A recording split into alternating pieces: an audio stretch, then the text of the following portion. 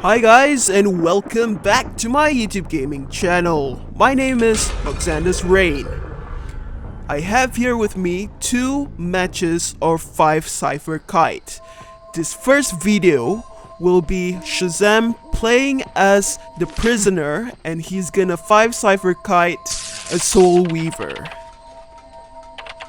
While I'm showing you guys these clips, I'll try to give a bit of tips on how to do it.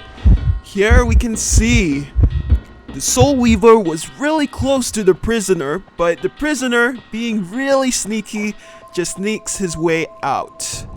And now the chase is on.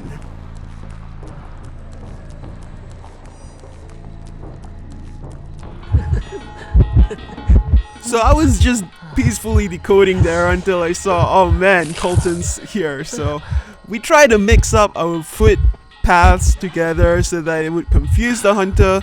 The hunter saw me, she tried to chase me for a bit. I panicked a bit there and I used my ability too soon, whereas nah, she didn't want me, she still wanted the prisoner. So here we can see she's just going around looking for the prisoner. And the prisoner, which is Colton. Don't mind me calling him by his name. You guys gotta learn our names by now. Colton in the shack just pallet down the hunter. And now he's just running away, far away.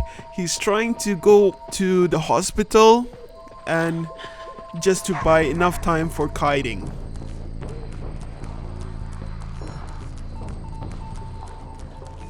So he goes in and he goes out, and Hunter brought Blink. That was really close. He's doing a great job kiting. And look at this trick, guys. Look at this trick. This trick can be done for perfumer, dancer, enchantress, and also prisoner. You stun the hunter with your ability, and then after that you pellet drop them. You have to make sure the timing is right, that the hunter is in between the pellets, so that's like a double stun to them. That's a really good trick to know and apply.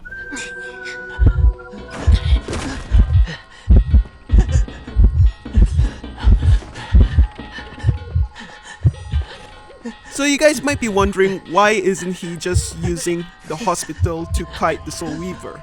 Well, the thing is that the Soul Weaver's pros are walls, okay? In buildings, in walls, and the more you kite around all the blocks and things that the Soul Weaver can put the web on, then it would increase the Soul Weaver's speed. And it will be harder for you to outrun the hunter. Does that make sense?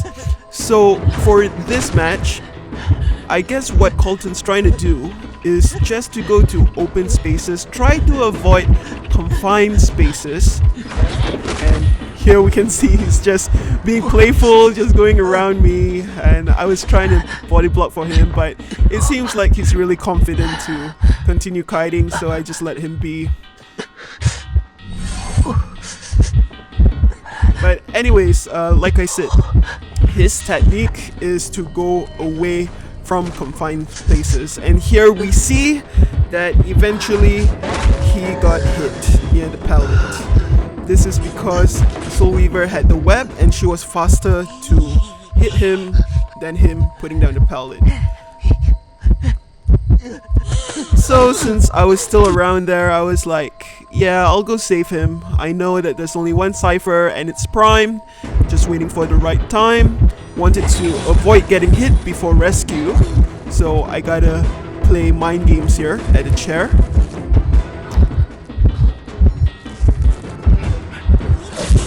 So I rescued him, I tried a body block. I thought he was gonna go inside the hospital, but nah, he still wanted to joke around, he still wanted to play around with the hunter.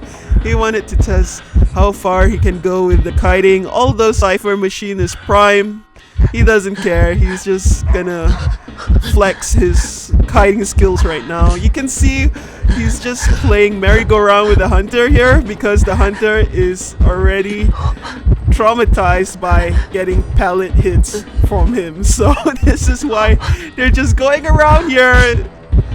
Oh my gosh, he's buying us a lot of time, which we don't need. You can see that the priestess and postman is getting a little bit impatient.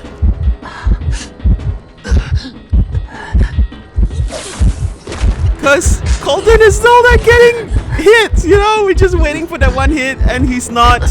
And you know what? They just trigger the exit gate anyway because he knows that Colton can just keep going on and on, kiting in open spaces with the Soul Weaver.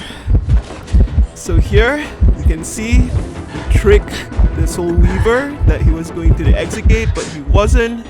So he decided to run off somewhere else. But the postman, played by Jordy, was near the exit gate and the Soul Weaver decided to go for him instead. But Jordy already knows where the dungeon is. He let us know he's near the dungeon. All of us escape and eventually Jordy gets to escape through the dungeon.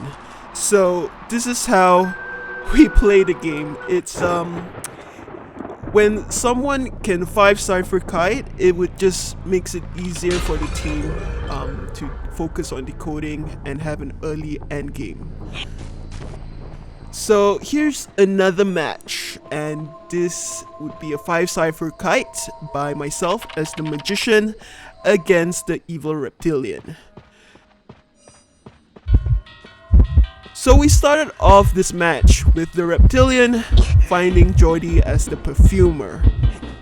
So here we can see Jordy's just running around in around the maze, around the blocks, and he's really careful with his timing, when he's gonna vault, when he's gonna wait for that anticipation for the hunter to just jump and stomp on him.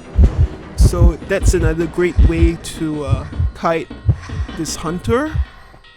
And now we can see that, okay, the evil reptilian had enough of Jordy. He knows that it's probably no point kiting a perfumer, so he's gonna look for another survivor to chase. And here he found me peacefully decoding, and now I saw he's near me, so I gotta kite. So I was in open spaces. I had to use my illusion to get a bit of a speed boost. And then here I try to run. I try to anticipate his stomping as well. I managed to avoid that, but I didn't manage to avoid his dagger because he was just too close. So I was lucky there when he missed stomping me. He probably assumed that I was gonna go through the pallet, which I did not. And here as well, I just keep running around, looking back as well, make sure I know where he's at. I just wanted to make sure he does not jump near me, not too close at least. So again, I'm just trying to kite around here so that I would avoid him going near my other teammates as well.